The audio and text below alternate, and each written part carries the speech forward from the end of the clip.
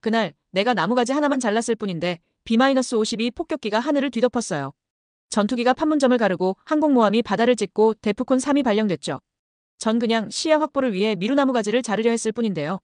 작업 중단하라 하던 북한군들이 다음 순간엔 도끼를 휘두르며 동료들을 쓰러뜨렸어요. 그리고 그 순간 난 알았죠. 이 작은 나무가지 하나가 제3차 세계대전을 불러올 수 있다는 걸. 대체 무슨 일이 있었던 걸까요? 들어보실래요? 본론에 앞서 구독과 좋아요. 그건 유튜브 소통 문화의 청량제입니다. 저는 1976년 여름 판문점에서 근무했던 한국군 장교입니다. 그때를 생각하면 지금도 가슴이 두근거려요.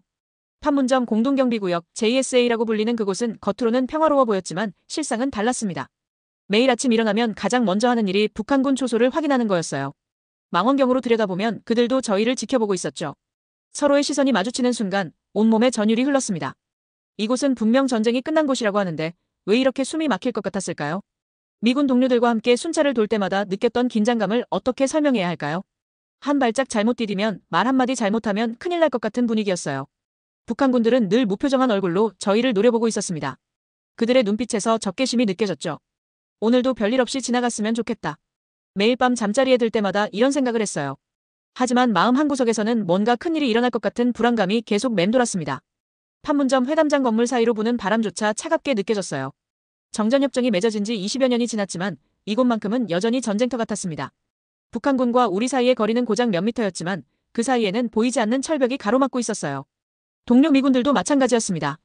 겉으로는 태연해 보이려고 했지만 그들의 표정에서도 긴장감이 묻어났어요. 특히 새로 부임한 장교들은 더욱 그랬습니다. 이곳의 특수한 분위기를 몸으로 체감하고 나서야 판문점이 얼마나 위험한 곳인지 깨달았죠. 북한군들의 움직임 하나하나가 예사롭지 않았어요. 그들이 조금이라도 평소와 다른 행동을 보이면 우리도 즉시 경계태세를 강화했습니다. 마치 두 마리 맹수가 서로를 견제하며 기회를 노리는 것 같았어요. 언제 터질지 모르는 시한폭탄 위에서 생활하는 기분이었습니다. 1976년 8월 18일, 그날은 평범한 하루로 시작됐습니다. 아침 브리핑에서 들은 건 별거 아니었어요. 미군 측에서 미루나무 가지치기 작업을 한다는 내용이었죠. 저는 속으로 생각했습니다. 나무가지나 자르는 일에 뭔 대단한 일이 있겠어. 보니파스 대위와 베럿 중위가 작업을 지휘한다고 했어요. 두 분 모두 성실하고 책임감 강한 장교들이었습니다. 보니파스 대위는 항상 웃는 얼굴로 우리를 대해주셨고 베럿 중위는 꼼꼼한 성격으로 유명했죠. 왜 하필 그 나무를 자르려고 하는 거죠? 제가 물었을 때 보니파스 대위가 답해주셨어요. OP 5번 초소에서 북쪽 시야가 가려져서 감시에 문제가 있다고 하네요. 정전협정상 당연히 할 수 있는 작업이니까 걱정하지 마세요. 그 말을 들으니 이해가 됐습니다. 판문점에서는 시야 확보가 생명이니까요. 북한군의 움직임을 제대로 감시하려면 나무가지 하나라도 방해가 되면 안 되잖아요. 하지만 왠지 모르게 마음이 편하지 않았어요. 한국 경비대원들도 함께 작업에 참여한다고 했습니다. 총 14명 정도 되는 인원이었죠. 저희는 경비 임무를 맡고 미군 공병대원들이 실제 작업을 하기로 했어요. 단순한 역할 분담이었지만 모든 게 계획대로 진행될 것 같았습니다. 오전 10시 30분쯤 작업이 시작됐어요. 미군 공병대원들이 톱과 도구를 들고 미루나무 쪽으로 향했습니다. 저는 주변을 경계하며 그들의 작업을 지켜봤어요. 평화로운 여름 오후 새들이 지저귀는 소리만 들렸습니다. 별일 없겠지? 동료가 제게 물었어요. 저는 고개를 끄덕였습니다. 당연하죠. 그냥 나무가지 자르는 건데 뭔 일이 있겠어요. 하지만 말은 그렇게 했지만 가슴속에서는 뭔가 불안한 기운이 스멀스멀 올라왔어요. 작업은 순조롭게 진행됐습니다. 공병대원들이 능숙하게 가지를 잘라내기 시작했어요. 그런데 그때였습니다. 북한 측에서 움직임이 포착됐죠. 몇 명의 북한군이 우리 쪽을 향해 걸어오고 있었어요. 해시태그 챕터 3 북한군의 등장, 얼어붙은 공기. 북한군들이 다가오는 것을 본 순간 제 심장이 쿵쾅거리기 시작했어요. 처음에는 45명 정도였는데 점점 더 많은 인원이 모여들었습니다. 금세 30명이 넘는 북한군이 우리를 둘러쌌어요. 작업을 중단하라. 북한군 장교가 큰 소리로 외쳤습니다. 그의 목소리에는 분노가 가득했어요. 저는 순간적으로 온몸에 소름이 돋았습니다. 이런 상황은 처음이었거든요. 보니파스 대위가 침착하게 대답했어요. 우리는 정전협정에 따라 정당한 작업을 하고 있습니다. 시야 확보를 위한 나무 제거는 허용된 행위입니다. 그의 목소리는 떨리지 않았지만 저는 그가 긴장하고 있다는 걸 느낄 수 있었어요. 북한군 장교는 더욱 격앙됐습니다. 당장 작업을 멈추지 않으면 책임질 수 없다. 그의 얼굴이 벌겋게 달아올랐어요. 주변 북한군들도 점점 더 가까이 다가왔습니다. 분위기가 급격히 악화됐어요. 처음에는 단순한 말다툼인 줄 알았는데 북한군들의 표정이 심상치 않았습니다. 그들의 눈에서 살기가 느껴졌어요. 제 손에 든 무기가 축축하게 젖어들었습니다. 계속 작업하세요. 보니파스 대위가 공병대원들에게 지시했어요. 우리는 정당한 일을 하고 있으니까 물러설 이유가 없다는 뜻이었죠. 하지만 북한군들의 반응은 예상과 달랐습니다. 더 많은 북한군이 몰려왔어요. 어느새 50명이 넘는 인원이 우리를 포위했습니다. 그들 중 몇 명은 뭔가를 들고 있었는데 처음에는 뭔지 몰랐어요. 나중에 알고 보니 도끼와 곡괭이, 몽둥이였습니다.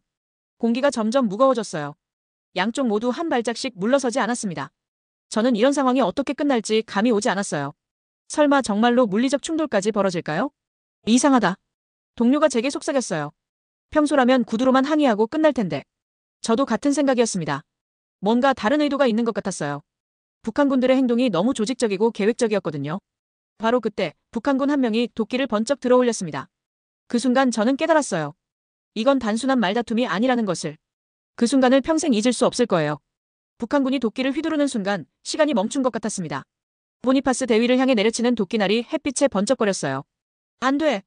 제가 소리쳤지만 이미 늦었습니다. 보니파스 대위가 피를 흘리며 쓰러졌어요. 그 모습을 본 순간 제 머릿속이 하얗게 변했습니다. 이런 일이 정말 일어날 수 있는 건가요? 베럿 중위도 곧바로 공격받았어요. 북한군들이 일제히 달려들면서 도끼와 몽둥이, 곡괭이를 휘둘렀습니다. 완전히 계획된 기습이었어요. 저희는 전혀 준비가 되어 있지 않았죠. 응급처치를 해야 해. 제가 보니파스 대위에게 달려갔지만 북한군들이 저를 막았어요. 그들은 우리가 부상자들을 구호하는 것조차 방해했습니다. 이게 사람이 할 일인가요? 한국군 경비대원들도 공격당했어요. 곡괭이에 맞은 동료가 비명을 지르며 땅에 쓰러졌습니다. 또 다른 동료는 도끼에 베어 피를 흘리고 있었어요. 순식간에 판문점이 피바다가 됐습니다. 미군 공병대원 하나가 제게 소리쳤어요. 도망쳐야 해요. 하지만 저는 부상당한 동료들을 두고 갈 수 없었어요. 그런데 북한군들은 계속해서 공격을 퍼부었습니다. 제가 베럿 중위를 부축하려는 순간 북한군 하나가 몽둥이를 들고 저에게 달려들었어요.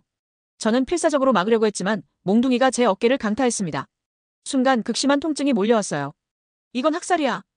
미군 동료가 절규했습니다. 정말 그랬어요. 이건 단순한 충돌이 아니라 일방적인 폭력이었어요. 북한군들은 마치 미리 계획한 것처럼 조직적으로 공격했습니다. 피가 흘러넘치는 가운데서도 저는 부상자들을 구하려고 애썼어요. 하지만 북한군들의 방해로 제대로 된 구호 활동을 할 수 없었습니다. 보니파스 대위와 베럿 중위의 상태가 매우 심각해 보였어요. 몇 분이 지나고 나서야 북한군들이 물러갔어요. 하지만 이미 돌이킬 수 없는 일이 벌어진 후였습니다.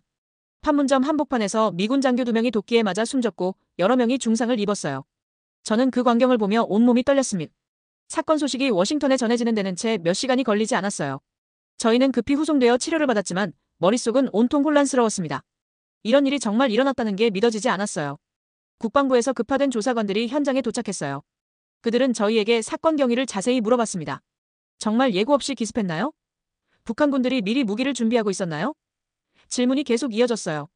저는 떨리는 목소리로 대답했습니다. 완전히 계획된 공격이었어요. 그들은 이미 도끼와 곡괭이를 준비하고 있었습니다. 단순한 우발적 충돌이 아니에요. 조사관들의 표정이 심각해졌어요.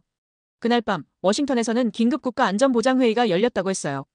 포드 대통령이 직접 참석해서 대응 방안을 논의했다는 소식을 들었습니다. 저는 이 사건이 얼마나 큰 파장을 불러일으킬지 짐작조차 할 수 없었어요. 다음 날 아침 충격적인 소식이 들려왔어요. 미군의 경계태세가 데프콘 3으로 격상됐다는 겁니다. 이건 전쟁 직전 단계예요.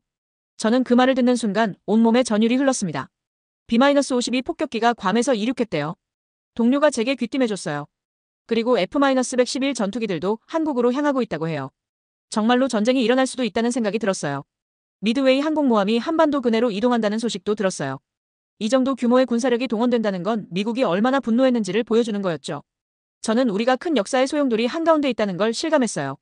전 세계 언론이 이 사건을 대서특필했어요. 판문점에서 미군 장교 피살 한반도 전쟁 위기 고조 같은 헤드라인이 신문 일면을 장식했습니다.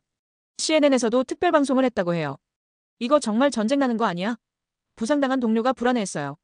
저도 마찬가지였습니다. 단순한 나무 가지치기 작업이 이렇게 큰 국제적 사건이 될 줄 누가 알았겠어요? 북한은 처음에는 아무 반응을 보이지 않았어요. 하지만 미군의 대규모 군사 움직임을 보고 나서는 분위기가 달라졌을 거예요. 저는 다음에 무슨 일이 일어날지 전혀 예상할 수 없었습니다. 8월 21일 미군이 반격에 나선다는 소식을 들었어요. 작전명은 폴 버년이었습니다.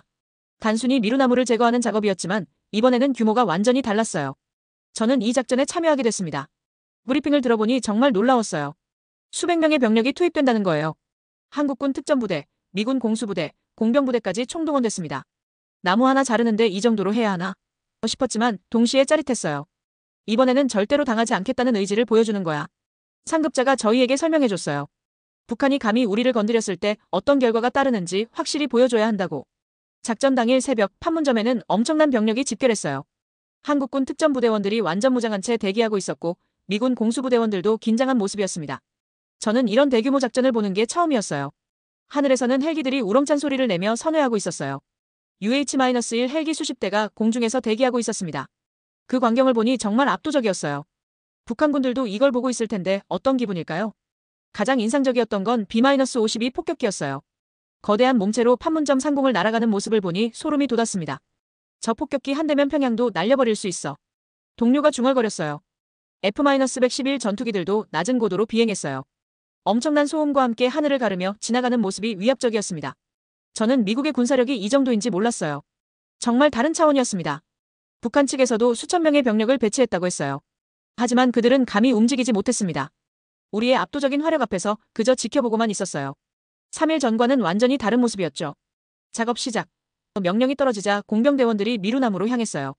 이번에는 수백 명의 무장병력이 그들을 보호했습니다. 북한군들은 멀찍이 떨어져서 바라보고만 있었어요. 미루나무가 순식간에 제거됐어요. 사실 작업 자체는 15분도 채 걸리지 않았습니다. 하지만 그 상징적 의미는 엄청났어요. 북한이 도발하면 이런 결과가 따른다는 걸 전 세계에 보여준 거였거든요. 작전이 끝나고 나서 북한의 반응을 기다렸어요. 처음에는 아무 소식이 없었습니다. 완전히 침묵했어요. 저는 그들이 어떤 반격을 할지 몰라서 계속 긴장하고 있었어요. 하지만 시간이 지나면서 북한의 진짜 속내가 드러나기 시작했어요. 그들도 미국의 압도적인 군사력을 보고 완전히 위축된 거였습니다. 감히 추가 도발을 생각할 수 없었던 거죠. 며칠 후 놀라운 소식이 들려왔어요. 북한이 비공식적으로 유감을 표명했다는 겁니다. 직접적인 사과는 아니었지만 그들 나름대로는 한 발 물러선 거였어요. 저는 그 소식을 듣고 안도의 한숨을 쉬었습니다. 김일성이 직접 지시한 거라더군. 정보 담당자가 귀띔해줬어요. 더 이상 사태가 악화되는 걸 원하지 않는다고 해. 북한 최고 지도자가 개입했다는 건 이 사건이 얼마나 심각한지를 보여주는 거였어요. 국제사회의 반응도 일관됐어요.